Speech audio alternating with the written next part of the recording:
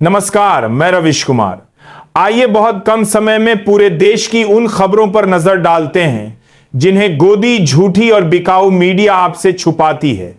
आपसे हाथ जोड़कर निवेदन है कि इस वीडियो को जरूर लाइक करें, चैनल को सब्सक्राइब करें और हमें नीचे कमेंट करके बताएं कि आप हमारी ये वीडियो देश के किस हिस्से से देख रहे हैं। राम मंदिर के शिखर पर लहराई धर्म ध्वजा। प्रधानमंत्री मोदी ने वैदिक मंत्रोच्चार के बीच श्री राम मंदिर के शिखर पर फहराया केसरिया रंग की ध्वजा। विवाह पंचमी की अभिजीत मुहूर्त पर हुआ संपन्न।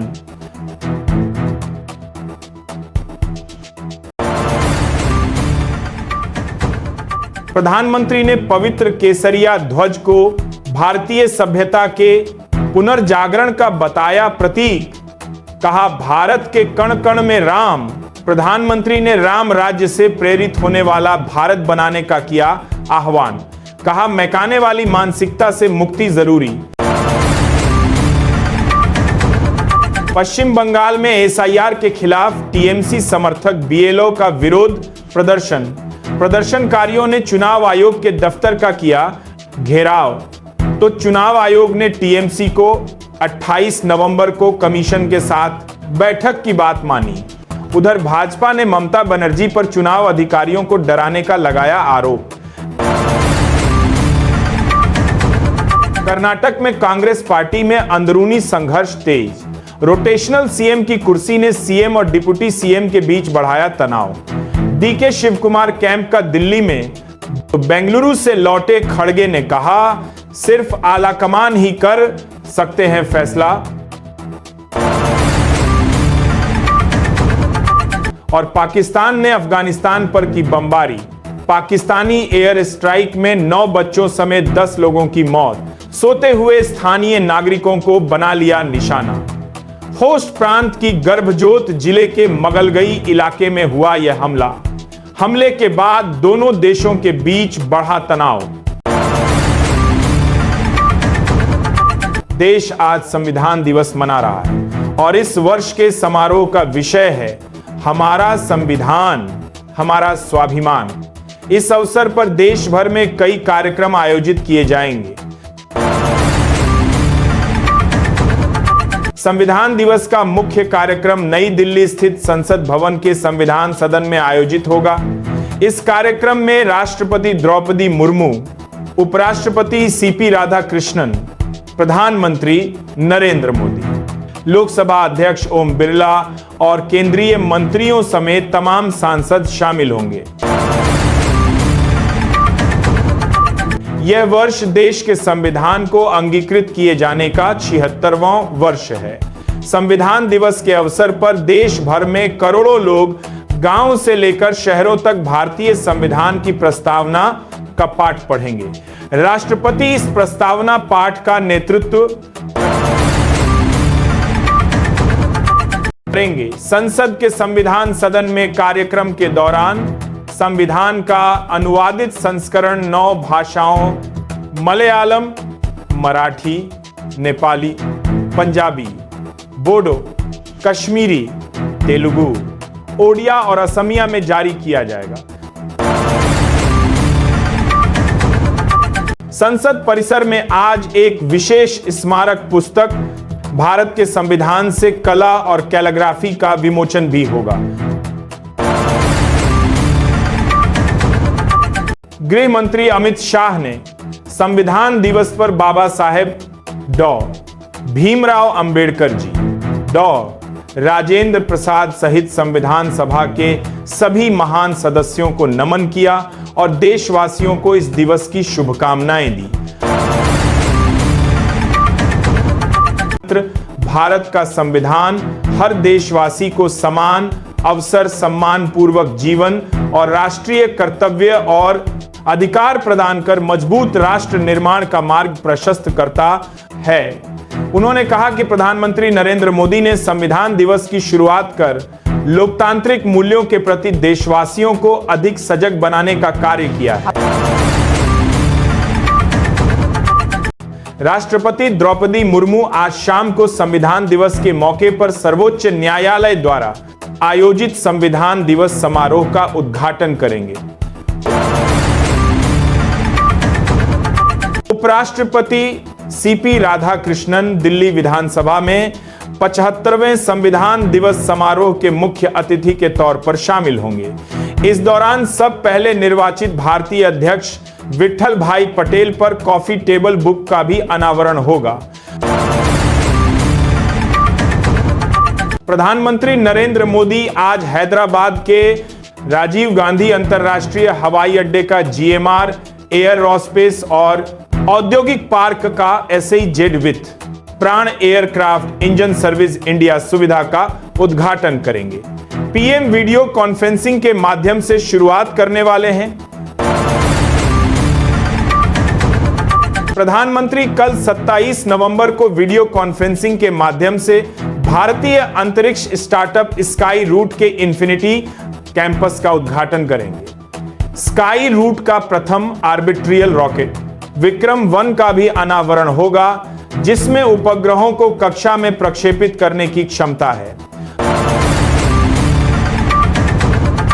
भारत ने चीनी विदेश मंत्रालय द्वारा दिए गए बयानों पर सख्त आपत्ति दर्ज कराई है।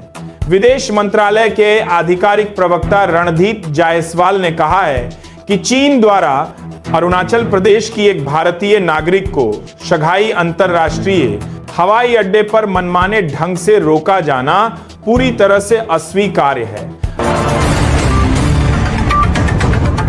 रणधीर जायसवाल ने साफ कहा कि अरुणाचल प्रदेश भारत का अभिन्न अंग और अविभाज्य हिस्सा है। चीन की ओर से बार बार के इनकार से यह निर्विवाद तथ्य बदलने वाला नहीं है।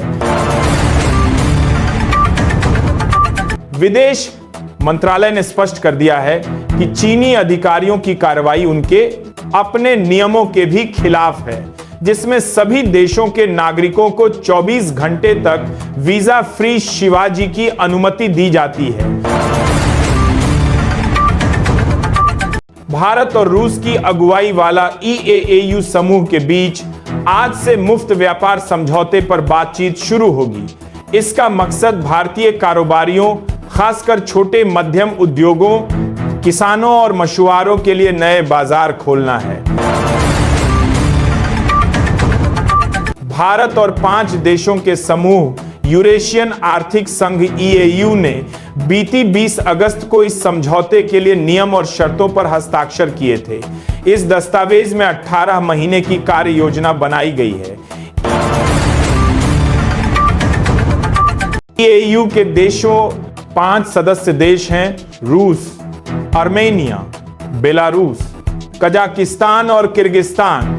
अमेरिका द्वारा भारतीय सामान पर भारी शुल्क लगाने के बाद से भारत अपने निर्यात के लिए नए बाजार तलाश कर रहा है। सुप्रीम कोर्ट में आज तलाक-ए-हसन प्रथा को समाप्त करने की मांग वाली याचिका पर सुनवाई होगी। तलाक तलाश को कार तलाश कर दे के भारत साथ तलाश कर दे के बाद किया है। हसन के तहत कोई मुसलमान पति अपनी पत्नी को 3 महीने में 3 बार तलाक कहकर शादी खत्म कर सकता है।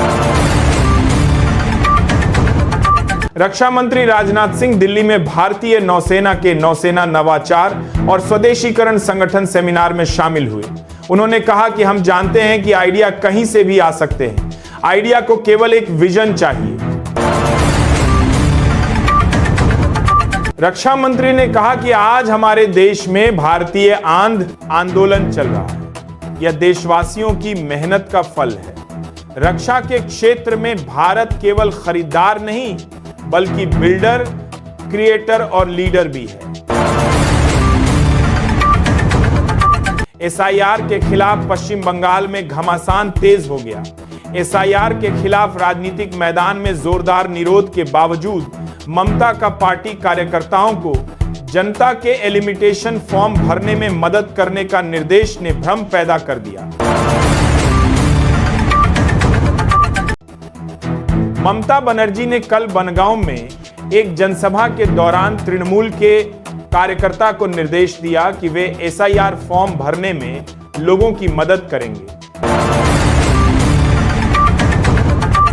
SIR के विरोध में तृणमूल के साथ साथ कांग्रेस, DMK और CPM द्वारा सुप्रीम कोर्ट में दायर मामले में आज सुनवाई भी होने की संभावना। बीजेपी नेता शुभेंदु अधिकारी ने पश्चिम बंगाल पुलिस पर तृणमूल की निजी सेना बनने का आरोप लगाते हुए चुनाव आयोग से उच्च स्तरीय जांच की मांग की है। भाजपा नेता शुभेंदु अधिकारी ने मुख्य चुनाव आयुक्त ज्ञानेश कुमार को पत्र लिखकर शिकायत की कि राज्य पुलिस और कोलकाता पुलिस के कुछ वरिष्ठ अधिकारी राजनीति का पक्षधरता दिखा रहे हैं और खुले मंचों से कथित रूप से टीएमसी और उसके नेता ममता बनर्जी का समर्थन में बयान दे रहे हैं। केंद्रीय मंत्री गिरिराज सिंह ने पश्चिम बंगाल में मुख्यमंत्री ममता बनर्जी पर निशाना साधा। उन्होंने कहा, बंगाल की सरकार भ्रष्टाचार की सरकार है, घुसपैठियों के बाल पर चलने वाली सरकार है, बंगाल की सरकार हिंदू विरोधी सरकार। पश्चिम बंगाल की मुख्यमंत्री ममता बनर्जी के बयान पर भाजपा नेता अश्विनी चौबे ने कहा है कि बंगाल में उनका जो कुशासन है, उन्होंने जो जंगल राज फैलाया, उसे भाजपा और बंगाल की जनता निश्चित रूप से समाप्त कर देगी। चुनाव आयोग की ओर से एसआईआर प्रक्रिया में तय समय सीमा से पहले डिजिटाइजेशन की प्रक्रिया को पूरा करने वाले बीएलओ को सम्मानित किया गया। पूर्वास्थली में 268 और कटवा में 270 बीएलओ को ईआरओ ने उनके काम के लिए सम्मानित किया। चुनाव आयोग ने विशेष गहन पुनरीक्षण गणना फॉर्म की सूची जारी की है, जिसमें 12 राज्यों, संघ शासित प्रदेशों में मतदाताओं को 50 करोड़ से अधिक एसआईआर गणना फॉर्म वितरित किए गए। चुनाव आयोग ने विशेष लक्षद्वीप और गोवा में 100% गणना फॉर्म वितरित किए। वहीं सबसे ज्यादा 15,38,71,940 गणना फॉर्म उत्तर प्रदेश में वितरित हुए। भूटान में सफल प्रदर्शन के बाद भगवान बुद्ध के पवित्र अवशेषों को भूटान से भारत वापस लाया गया है। केंद्रीय मंत्री किरण रिजिजू खुद सम्मान के साथ भगवान बुद्ध के पवित्र अवशेषों को लेने पहुंचे थे। भगवान बुद्ध के इन पवित्र अवशेषों को 8 नवंबर 2025 से भूटान में सार्वजनिक प्रदर्शनी के लिए रखा गया था। केंद्रीय मंत्री किरण जी ने भूटान के कहा कि पवित्र निशानियों को वापस लाने वाली डेलीगेशन को लीड करके उन्हें गर्व महसूस हो रहा है। सुप्रीम कोर्ट ने केरल सरकार को निर्देशित किया है कि वो उन सभी क्षेत्रों में सरकारी प्राथमिक और उच्च डोरो प्राथमिक विद्यालय स्थापित करें जहां कोई विद्यालय नहीं है। कोर्ट ने कहा कि हर बच्चे को नजदीकी स्कूली शिक्षा की सुविधा मिलनी चाहिए।